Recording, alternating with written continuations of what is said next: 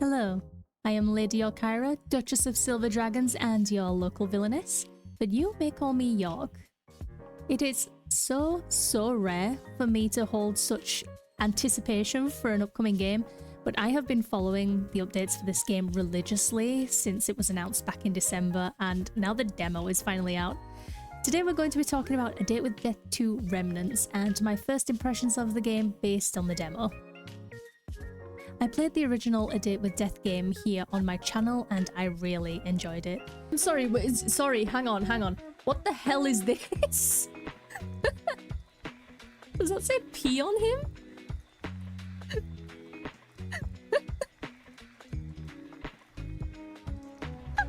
Just noticed it in the corner of my eye. I noticed it's been changing and I haven't been paying that much attention to it.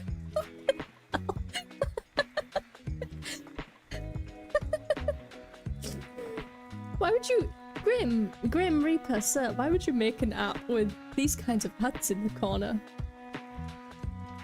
Anyway, I thought it was fun and cute and I love a chat sim game. I have also played the DLC in my own time, which I have every ending for, and I've read the webcomic as well. I have a Reaper OC, and I have merch. Suffice to say that I like A Date with Death a perfectly normal, healthy amount. So, will I be biased? Probably yes, I won't deny it. But if I do find fault or something that I would like to see in the full release, I'll be sure to mention it. So, let's begin. A Date with Death 2 Remnants was created by 2.5 Studios and takes place after the events of the first game and its DLC, but it doesn't feature the same MC or love interest. Instead, the game opens with you joyfully being told that you're dead and that your soul is strong and bright. You have the choice to either happily enjoy your rightful afterlife until you are potentially reincarnated back into the human world, or you can choose to become a Grim Reaper yourself. If you say yes, you'll wake up in your new body as a Grim Reaper, meet your superior and your teammate, and your training in the underworld begins. I really like that the story premise is different to the original instead of just being a rehashing with new characters. The original was essentially that you are a human who simply won't die even though you've been on the list for years, and this Grim Reaper is frustrated enough to make a chat room to contact you directly and make a bet for your soul. Whereas in this one, you are a Grim Reaper as well as the love interest, and it's set in the underworld instead of the human world. I also like that it's set after the events of the first, and there are more than a few references to the original. From the demo, it seems to work as a standalone game, so you don't actually have to have played the original to understand what's going on, as the events are summarised for you. But it's still nice to be able to catch the little Easter eggs that you would have missed if you never played it before, and I think that just makes it more fun for me. On to the MC of the game. Just like in the original game, the MC for Remnants is fully customizable in their appearance, gender, and pronouns. You can also choose how you would like the love interest to compliment you, whether they use more masculine adjectives like handsome, something feminine like pretty, or something that feels more neutral like captivating. And if none of those suit you, you can even type in your own descriptors and pronouns. What's different to the original is that instead of being able to select colours from pre-existing palettes, there are now colour sliders for skin tone, eye colour and hair colour, which makes your MC that much more customisable than before. The front and back of the hair can be coloured separately, and you can even have odd coloured eyebrows, which is a strange choice, but I'm sure someone will make use of it. And if you get bored of how you look, you can completely change it later. I'm aware that this is only the demo, so I really hope to see some outfits, accessories, and hairstyles in the full release. I think the game would also benefit from a few extra eye shapes as well. And if they want to throw in an eyeshadow option, I wouldn't complain. My only other concern with the character creation is the lipstick option. I really wanted to be able to make my character look as though they were wearing a light nude lip gloss. But even when you pick the brighter colours, they look so much darker, or they look grey instead of being true to the shade picker, so that was a little disappointing. I think if we could change the opacity like we can with the blush, it would look a lot better. when it comes to the MC's personality, they're not as rigid as some of the dating sims. They're a self-insert MC, so there's no real personality behind them, and really it's up to you. And unlike with other dating sims, where sometimes you can be sitting there and reading for half an hour, possibly 45 minutes to an hour without picking a single dialogue option, this game is a lot more hands-on since it's mainly a chat sim, so there's more opportunity to diversify the personality of your MC. A lot of the dialogue options are silly, and some of them make me cringe a little, but I do genuinely laugh at some of them as well. Now on to the best part of any dating sim, the love interests. This time we have 2 love interests, and since Grim Reapers don't have names, they have numbers, 0204 and 5012. 0204 is a new recruit alongside us, only being born as a Reaper a day or 2 before us, and he's our teammate. 0204 is the more fun option of the 2 love interests in terms of personality. He's highly energetic and talkative, he's playful, and you might even say that it's to a point that he comes across as childish or immature, and he's a bit of a flirt as well. He craves a lot of attention from anyone who will give it to him, and he seems to get bored really easily. He definitely seems like an open book, and he says some outrageous things sometimes. He's a certified silly boy, and I love that. I think he's really fun to interact with. I really like his design too. I think he looks cool, but you can tell what kind of person he is just by looking at him and that little smirk. And then we have 5012. 5012 is our superior and in charge of training us to be a Reaper. He's much more strict and aloof than 0204.